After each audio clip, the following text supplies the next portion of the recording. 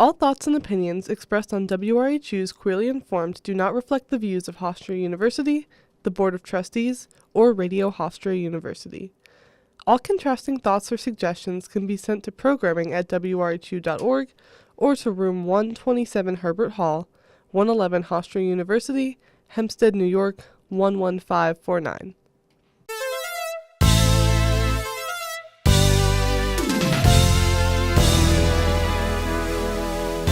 Welcome to an interview installation of Queerly Informed. I'm Camryn Bowden. Thank you for joining us.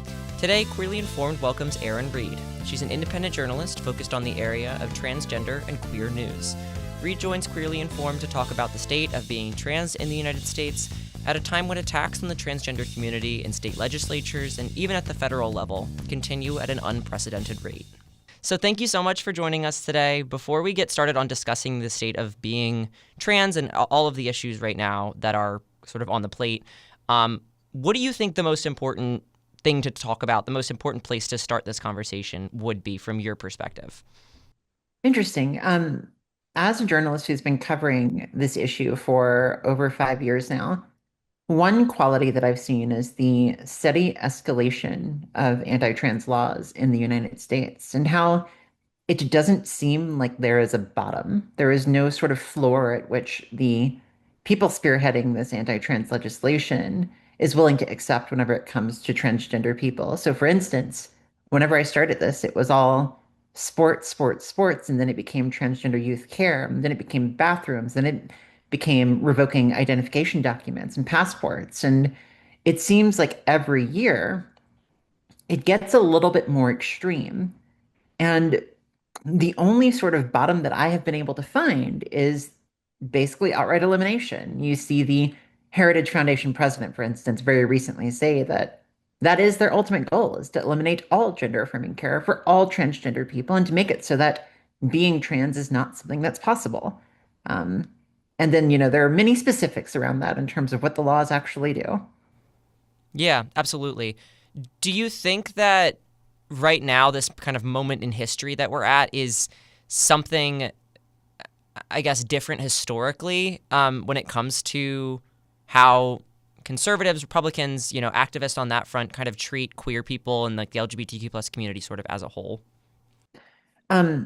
Is it different historically? I can draw parallels in history to many other moments where we have seen these kinds of attacks. It feels like every 20 years or so, there's this renewal of attacks on LGBTQ people. And you can go back, for instance, 20 years from now to the gay marriage fight, where there were 32 states that passed constitutional amendments against gay marriage, which, this would have been even bigger than the current wave of anti-trans bills right now, in the sense that these are constitutional amendments that got passed in many of these states. And in the 1980s and the 1970s, you had attempts to ban gay teachers, for instance, and the lack of research into AIDS and HIV. In the 1960s, you had Stonewall, where they had drag bans and they were raiding bars, primarily targeting transgender people who were dressed not in 3 articles of clothing, which were the laws at the time that matched their assigned sex at birth. And you can even go all the way back to the 1940s and the 1930s, where attacks on transgender people in places like Germany and LGBTQ people in places like Germany were a major part of sort of the rise of fascism there.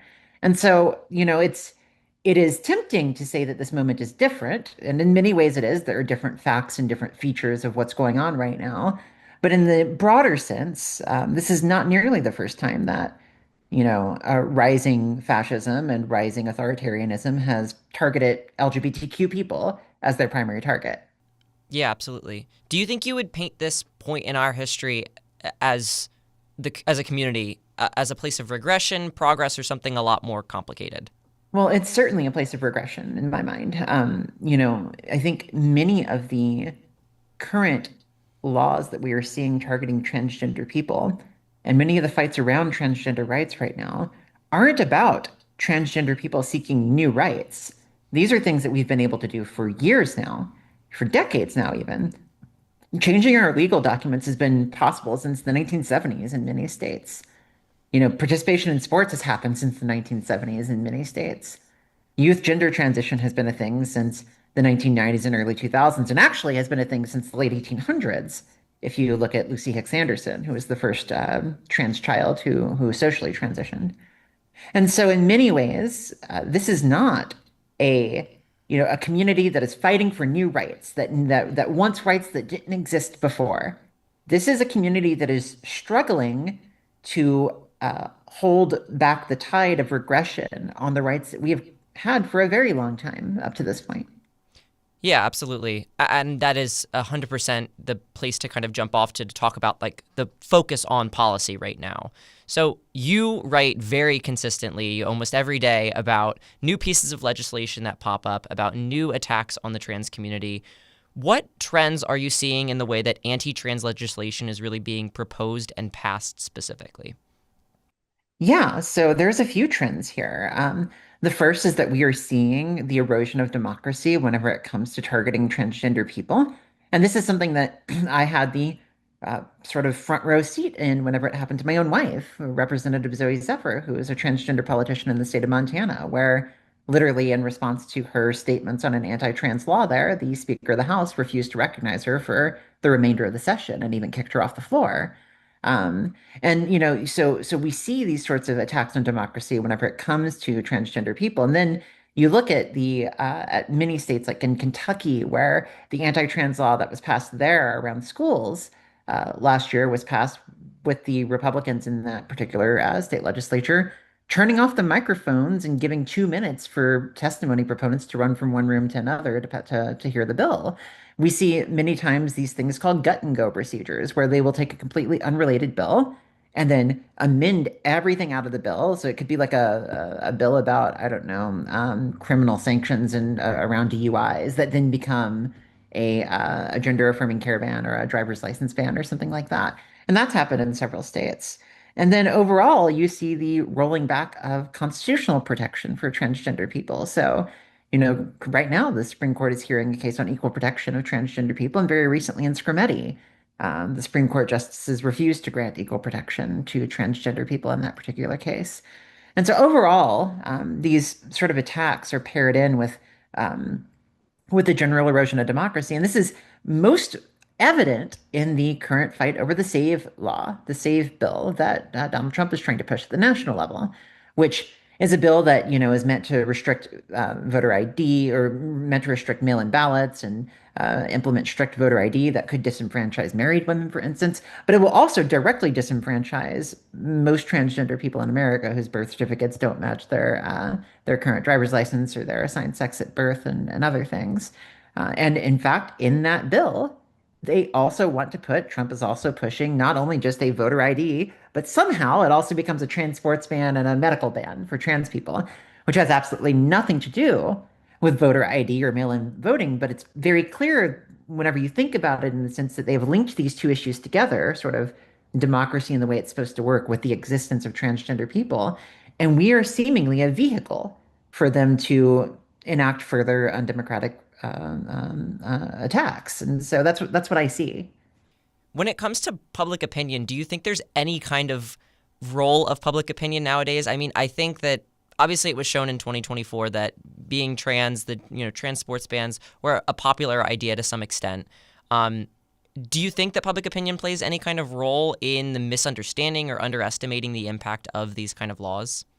Well, it's not surprising that we see some regression of public opinion whenever you have a tens of millions, if not hundreds of millions of dollars of propaganda campaign. Like you see people like Elon Musk and Peter Thiel and many billionaires that are out there pushing propaganda. And it works. We know that propaganda works. It's something that's existed for a very long time. And we aren't the first victims of it. You can look at Muslims, you can look at immigrants, you can look at gay people back in the 1970s and 80s. Like this has been a thing that has existed for a long time, and we are the current targets of it. So it's not surprising to see some regression of public opinion on very particular issues.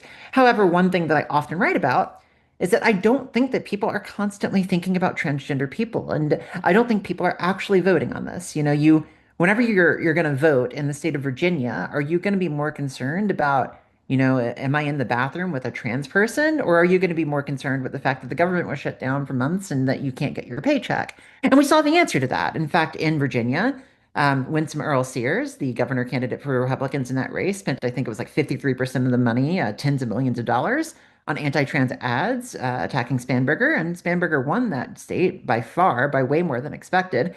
And on top of that, Virginia Democrats gained, it was something like 63, 64 seats total was the number of seats that they hold in the House now. And the Republican Party in that state had run almost exclusively on an anti-trans platform. So what that says to me is that while public opinion may be something that people have opinions on with very particular topics like sports and whatnot, I think most people understand that that's just their opinion and that that's not what they actually are voting on and caring about. We live in a world where a lot of us have different opinions about things, but we don't outlaw those things. Like we don't say that, I might have an opinion on, somebody raising their child in a Christian fundamentalist church, but I'm not going to outlaw, religion. Like that's not something that I'm going to advocate for. I may have very particular views on it, but I'm not going to advocate for outlawing it. And so as a result, I think that that's sort of where we stand public opinion wise on this. Absolutely.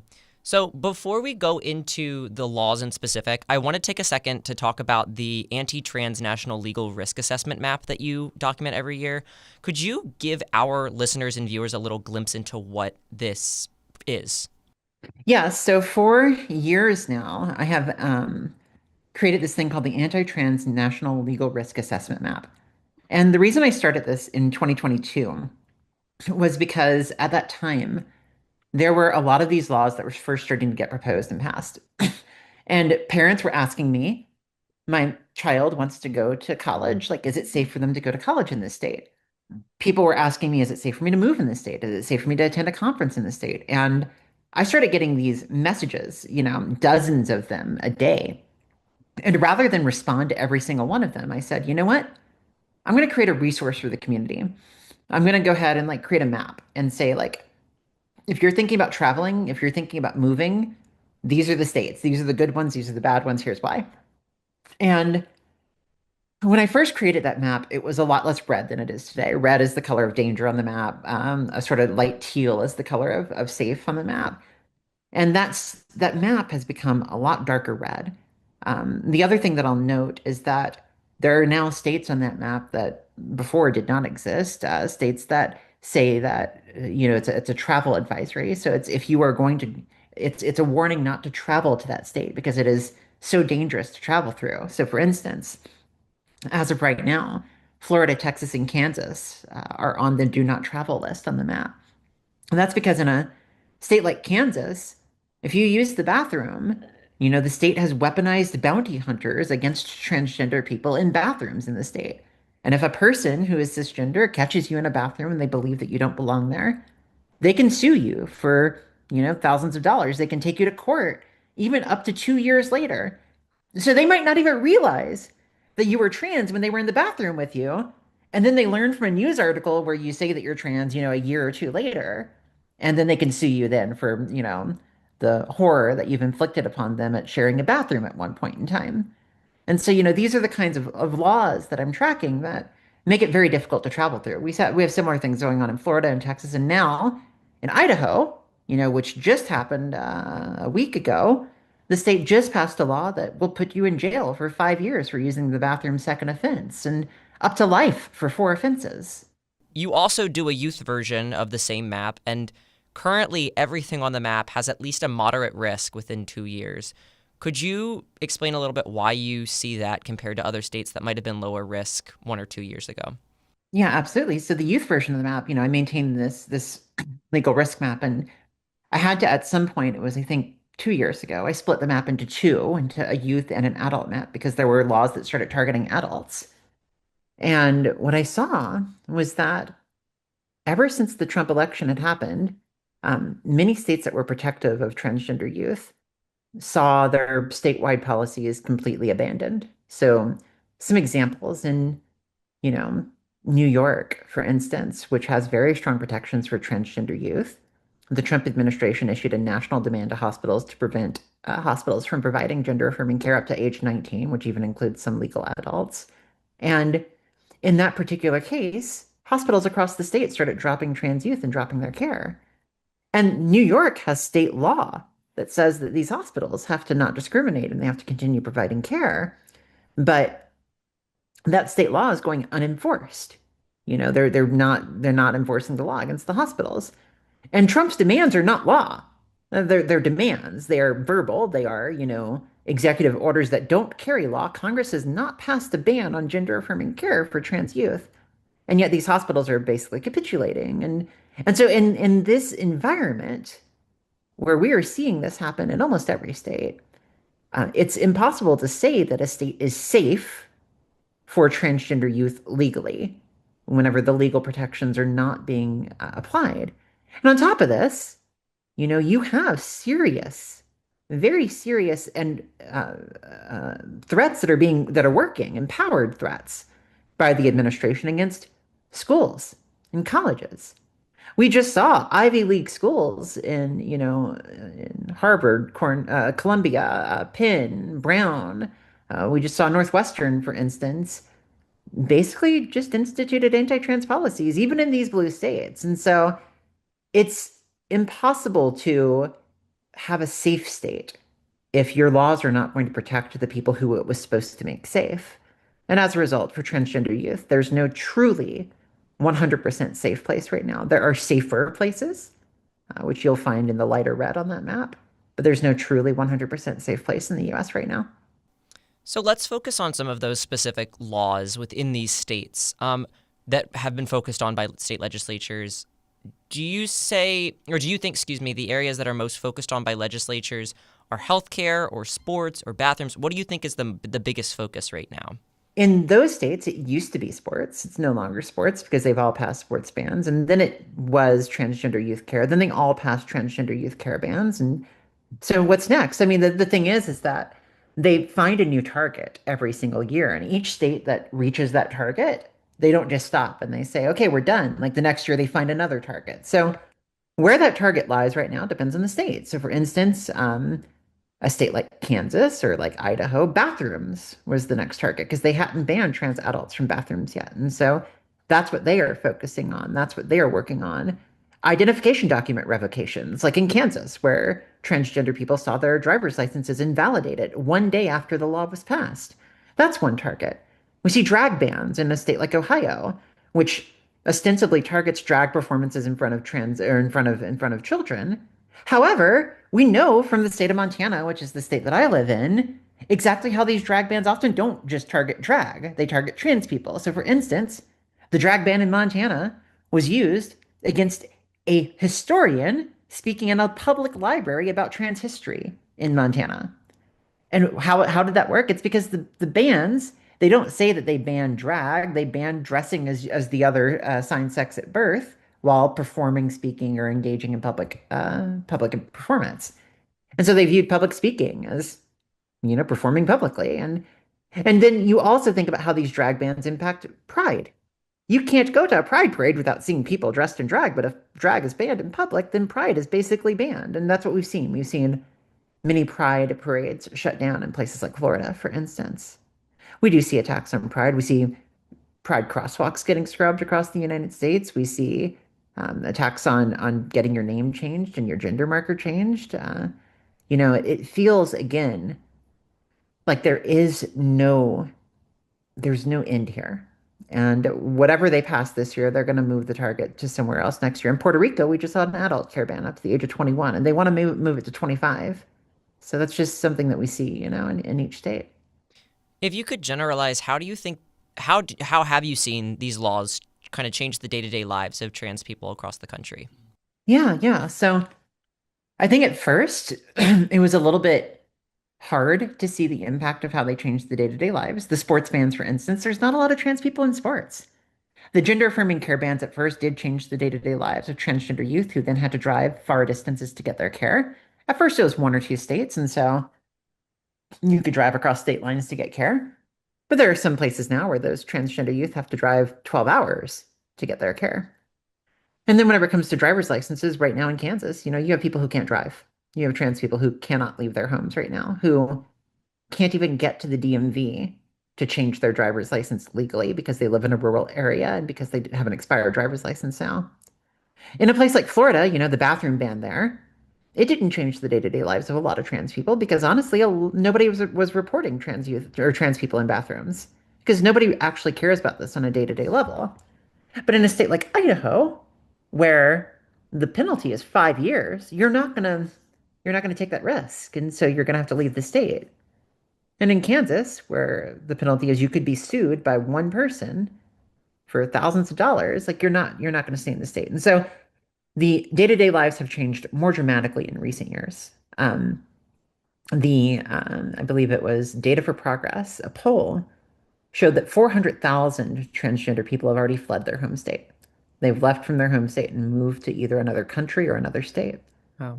And for those who have not fled, they're having to face significant daily obstacles to life. Like, if you can't use the bathroom in public, you're going to have to stay home all the time. It's going to be hard for you to have a job, for instance. And trans people already suffer from low employment rates. And so, and then nationally with the passport ban, I mean, there are many people that are struggling on how they can leave the country because their gender markers are banned on passports, and they're concerned about what that can lead to.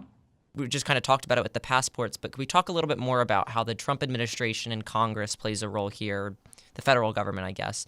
What is the role of the federal government versus the state governments right now in this kind of anti-trans push?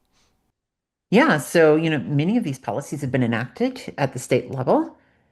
And up to this point, the federal government during the Biden administration, it wasn't necessarily helpful or harmful towards transgender people. They just kind of took a hands-off policy.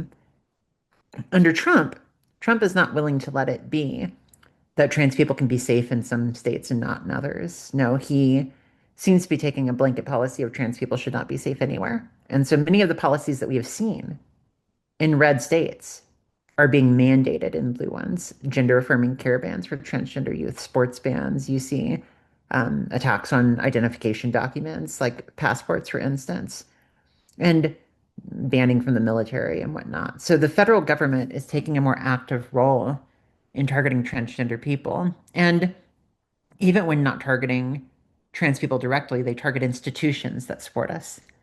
So colleges, I mentioned the Ivy League colleges earlier, hospitals, organizations, the National Center for Missing and Exploited Children, for instance, was told that they had to stop using the gender identity and new names of transgender runaways when referring to them.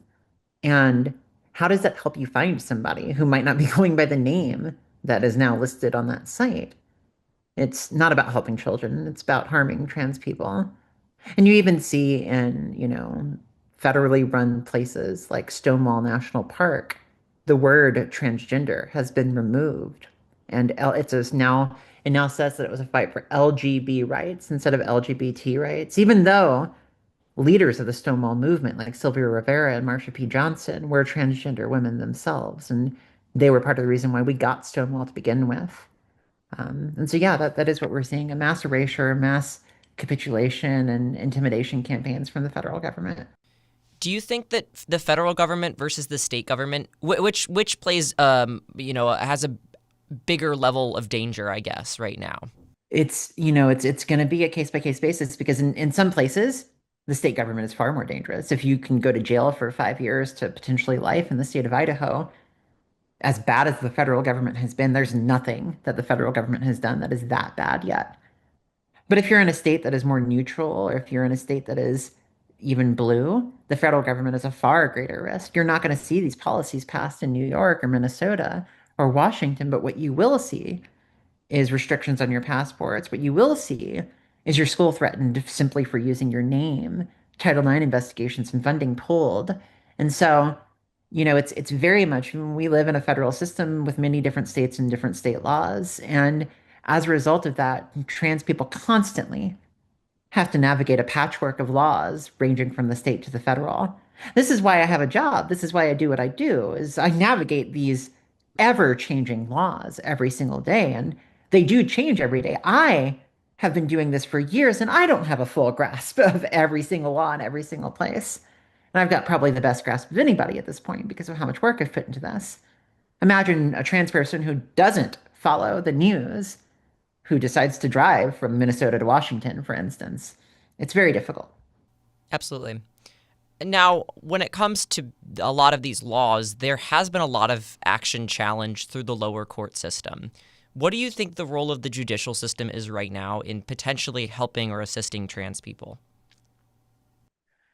Right now, um, the judicial system is not a safe system for trans people, primarily because we have a Supreme Court that has shown a willingness to let any decision against transgender people stand. We saw that in the gender affirming care ban. We saw that in, sports bans where there's currently a case that's being heard, and it's pretty clear how they're gonna rule on. We saw that with the military ban, how the Supreme Court greenlit the military ban, and now you have transgender people being kicked out of the military under an executive order that literally calls transgender people false and dishonest inherently, and that's why they're being kicked out. You see that with the Supreme Court and passports, where the Supreme Court allowed Trump to continue rolling back passports, and now you just saw that with the Supreme Court forced outing ruling under the shadow docket. And so I don't think that there is a single thing that the federal government or a state government can do that the Supreme Court will not greenlight. Now, there is some level of harm reduction here because if you can bring a court case, you can slow down a policy, even though you know that the Supreme Court is going to overrule you there. But even in that case, the Supreme Court is using the shadow docket specifically to expedite all of the anti-trans policies. And so the national federal court system is not protective for transgender people. It just isn't. There are people doing amazing work. There are attorneys who are doing the work day in and day out, but we live in a system now to where we are not given any deference whatsoever. Um, the one place that we have seen limited success, very limited success, but limited success, is state courts. Blue states have fairly good court systems on this topic, and we've seen good rulings there. And in red states, there are a few, not many, but a few states that have good court systems. Montana, the state that I live in, is one of them, where we still have a majority progressive Supreme Court bench, and where there are strong precedents that have been set for transgender people in the state. Absolutely. I mean, as we kind of wind down and get to the end of this conversation, what do you think, if you can predict? Obviously, you do extensive research on this, you report on this every day. What do you think the next focus is going to be with regards to the trans community? I think that the next anti-trans laws that are focused on are going to be adult care bans, and I think that we're already seeing that. We saw that with the Trump administration raising the age to 19. We saw that with Puerto Rico at the age of 21. And we know from many, many different anti-trans organizations in the United States that they have said that they want it up to 25. And then whenever you look at the United Kingdom, where there's a lot of cross-pollination between UK anti-trans activists and US ones, there is currently a review going on up to 25 adult care, and they just restrict it based on the same review for up to 18.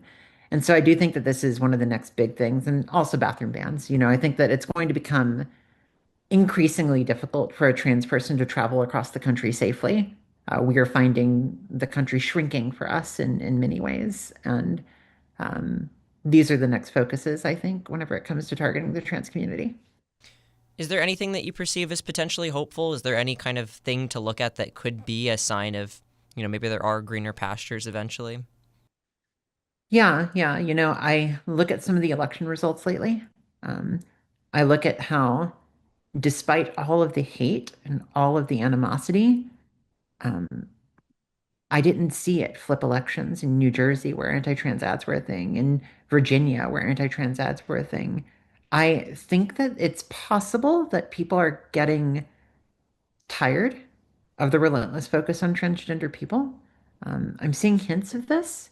And I think that ultimately you can demonize a minority as much as you want, but whenever people's day-to-day lives are not getting any better, they're going to realize that the jig is up, that it was all a ruse. And I think that we might be heading in that direction. I hope that we are.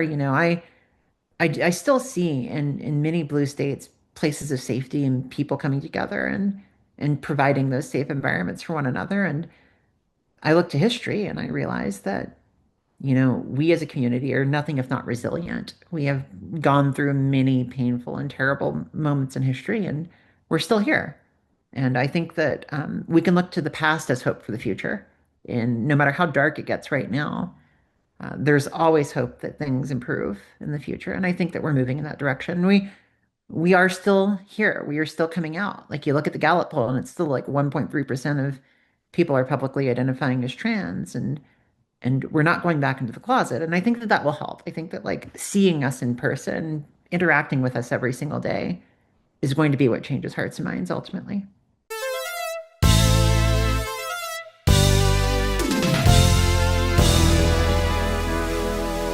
Thank you for tuning in to Queerly Informed this week here on 88.7 FM, Radio Hofstra University, Spotify, YouTube, and iTunes.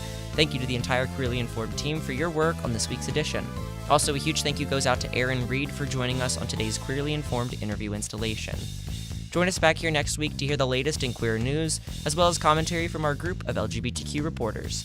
As always, if you have any suggestions for stories or content that you would like to hear, send them our way through email at queerlyinformedwrhu@gmail.com. For Queerly Informed, I'm Camryn Bowden. Thank you for joining us.